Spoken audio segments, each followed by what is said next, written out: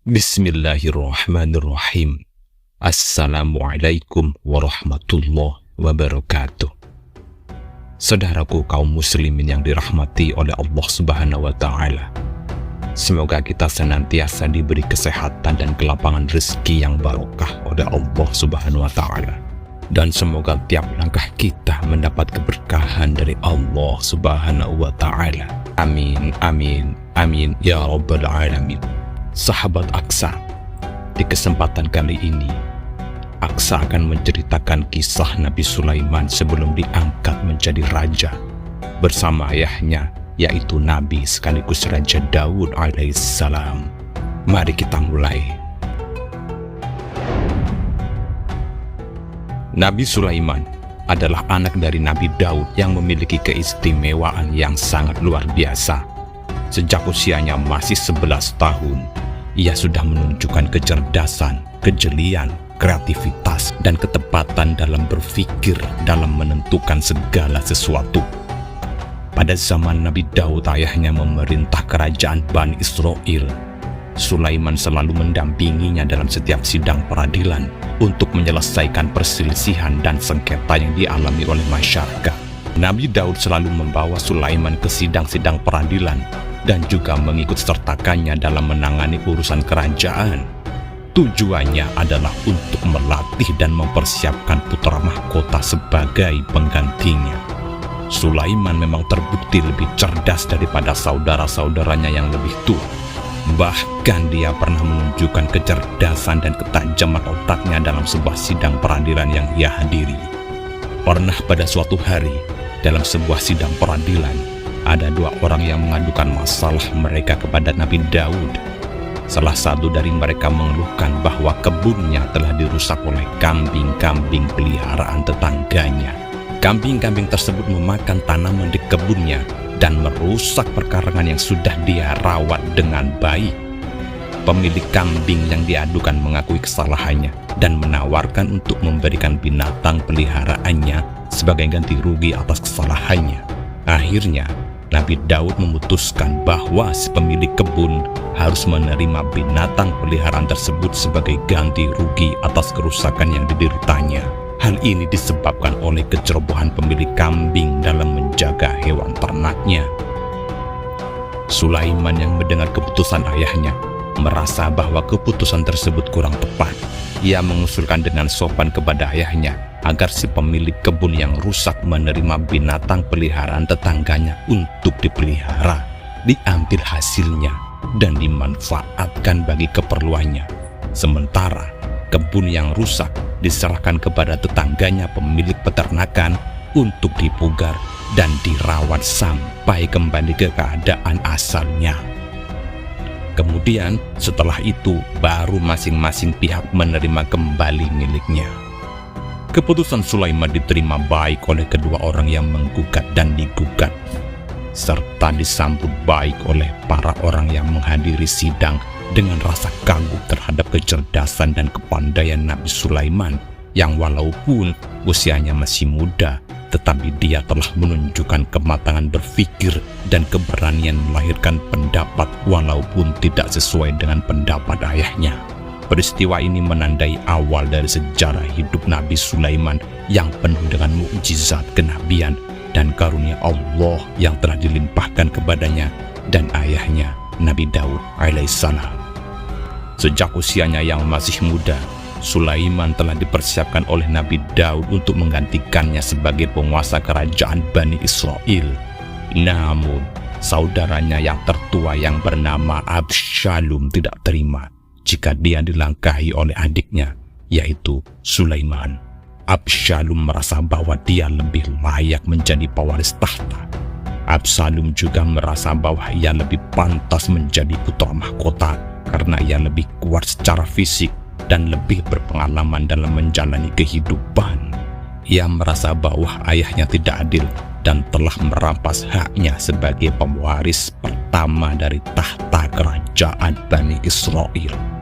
Oleh karena itu, Absalom berencana untuk merebut paksa kekuasaan dari tangan ayahnya atau adiknya. Apapun akan ia lakukan dan korbankan demi mencapai tujuannya. Sebagai persiapan untuk pemberontakannya, ia berusaha mengambil hati rakyat dengan cara mendekati rakyat, menunjukkan kasih sayang dan cintanya kepada mereka, membantu menyelesaikan masalah-masalah yang mereka hadapi, dan mempersatukan mereka di bawah pengaruh dan pimpinannya. Absalom seringkali berdiri di depan gerbang istana untuk memperluas pengaruhnya. Ia mencegah orang-orang yang ingin menghadap raja dan menyelesaikan masalah mereka dengan caranya sendiri. Setelah merasa pengaruhnya sudah meluas di kalangan rakyat Bani Israel, ia menganggap bahwa saatnya telah tiba untuk merebut kekuasaan dari tangan ayahnya atau adiknya Sulaiman.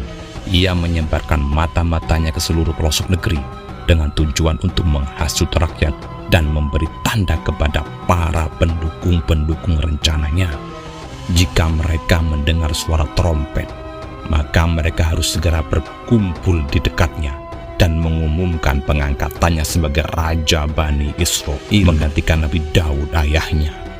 Selanjutnya pada suatu pagi hari ketika Nabi Daud sedang bermusyawarah dengan para pembesar dan penasihat pemerintahannya di serambi istana, terdengarlah suara bergemuruh rakyat bersorai-sorai meneriakan mengangkat Absalom sebagai Raja Bani Israel menggantikan Nabi Daud yang dituntut turun dari tahtanya.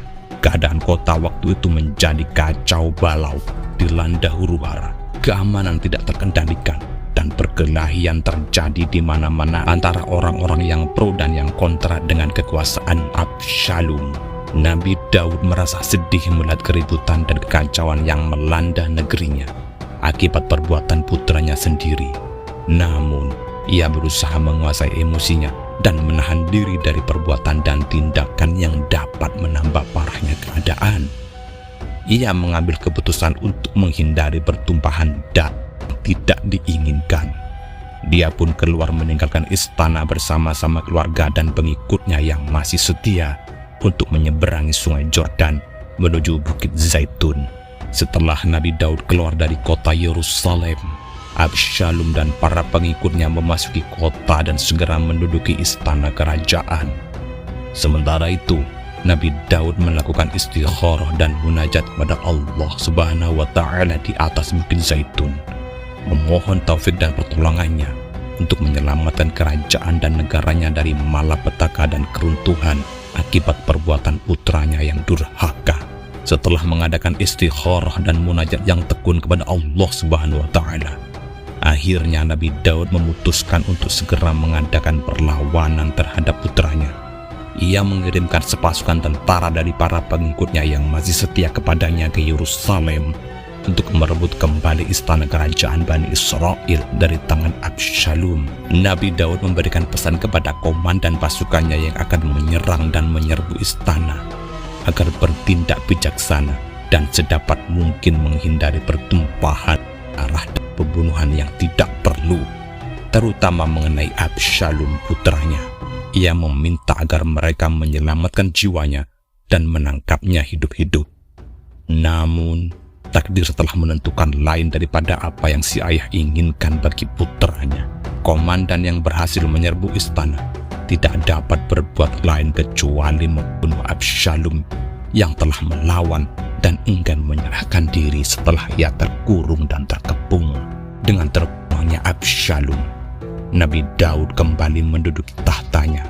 Ketenangan dan kedamaian kembali meliputi kota Yerusalem sebagaimana sedia kala. Setelah menduduki tahta kerajaan Bani Israel selama 40 tahun, Nabi Daud wafat dengan tenang dalam usia yang lanjut. Sulaiman, putra Nabi Daud, akhirnya meneruskan perjuangan ayahnya dengan menjadi raja menggantikan ayahnya sebagaimana telah diwasiatkan oleh ayahnya, yaitu Nabi Daud alaihissalam. Sahabat, demikianlah kisah ini saya sampaikan. Semoga kita bisa mengambil hikmah dan pelajaran yang baik dari kisah ini. Sahabat, mari dukung channel ini dengan cara subscribe, like, comment, and share agar saya bisa terus menceritakan kisah-kisah yang sangat luar biasa dari tokoh-tokoh Islam. Dan sekian dulu dari saya. Mohon maaf atas segala kesalahan. Wassalamualaikum warahmatullahi wabarakatuh.